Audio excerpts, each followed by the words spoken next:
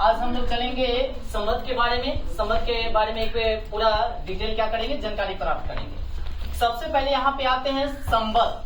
संवत के बाद आते हैं ईसा मसीह। ईसा मसीह का जो जन्म हुआ था उसको हम लोग मानते हैं 0 ईस्वी। कौन है?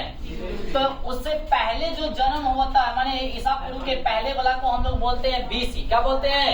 और उसके बाद वाला को हम लोग बोलते हैं AD। क्या बोलते हैं? AD। AD का मतलब होता है ईस्वी और BC का मतलब होता है ईसा पूर्व। ईसा पूर्व का मतलब होता है जो ईसा मसीह का जन्म जो होता है उसके पहले अगर कहेगा ईसा मसीह का जन्म कब हुआ था तो 0 ईस्वी में कह सकते हैं। क्या बोल सकते हैं? 0 ईस्वी में। संवत को जैसे कई भागों में बांटा गया उसके बारे में जानकारी प्राप्त करते हैं। पहले आते हैं AD के बारे में। क्या चीज के बारे में? AD। सुनिएगा, गौर कीजिएगा।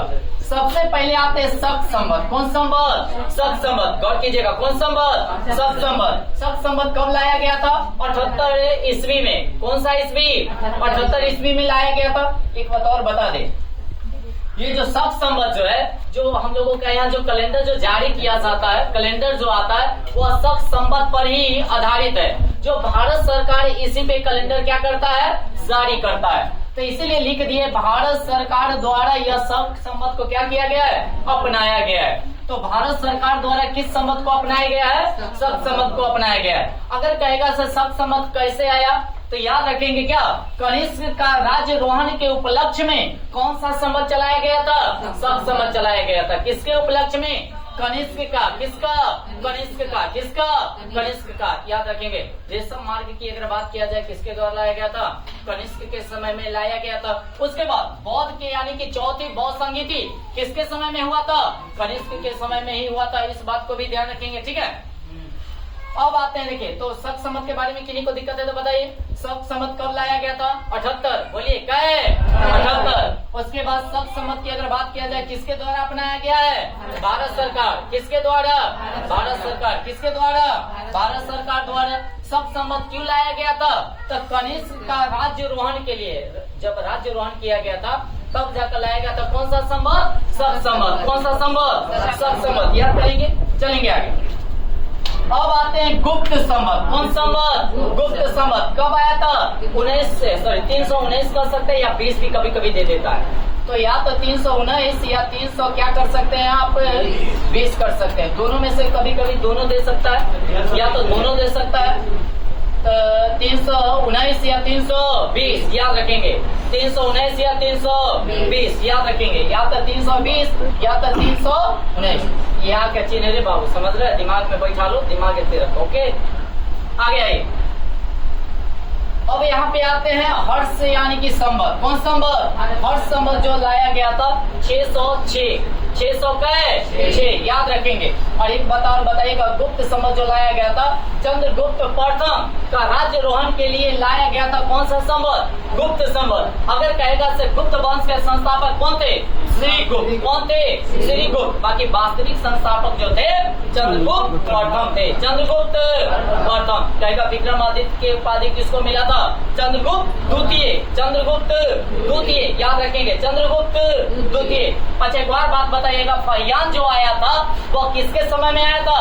चंद्रगुप्त द्वितीय। चंद्रगुप्त द्वितीय के समय में, जिसको हम लोग कहते हैं विक्रमादित्य की उपाधि मिला था उसको। अब आगे आते हैं, सुनिएगा। तो हर्ष संवत की अगर बात किया जाए कब? 606। 606 याद होनी चाहिए। अब आते हैं हिजरी संवत। कौन संवत? हिजरी संवत। ये लाया गया था 622। 600 कब लाया गया था? जब मोहम्मद साहब यानी कि मक्का से मदीना जब यात्रा कर रहे थे उस समय कहने का मतलब ऐसे हिजरी संवत लाया गया था। याद रखेंगे। कौन सा संवत? हिजरी संवत। ये किसके द्वारा? मुसलमानों के द्वारा। किसके द्वारा? मुसलमानों के द्वारा लाया गया था। एक बात और बता दे, 610 में उनको क्या मिला था? ज्ञान की प्राप्ति। ज्ञान की प्राप्ति कहाँ? हीरा नामक गुफा में। हीरा नामक गुफा में। तो हीरा नामक गुफा में किनको ज्ञान की प्राप्ति मिला? मोहम्मद, इसको बताइए, हजरत मोहम्मद साहब। उसके बाद आगे आइए। तो ये आपका हो गया, आपका एडी वाला हो गया। एडी में आया था कौन? शक संवत। शक संवत कहिया 78 में। गुप्त संवत 319 या 320। उसके बाद हर्ष संवत 606। हिजरी संवत 622। इस सब था ईस्वी। क्या था? ईस्वी।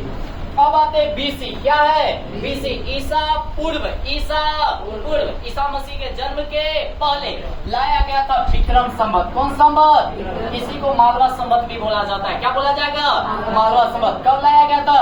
57 या 58, 57 या 58 ईसा पूर्व, ईसा पूर्व। कौन सा?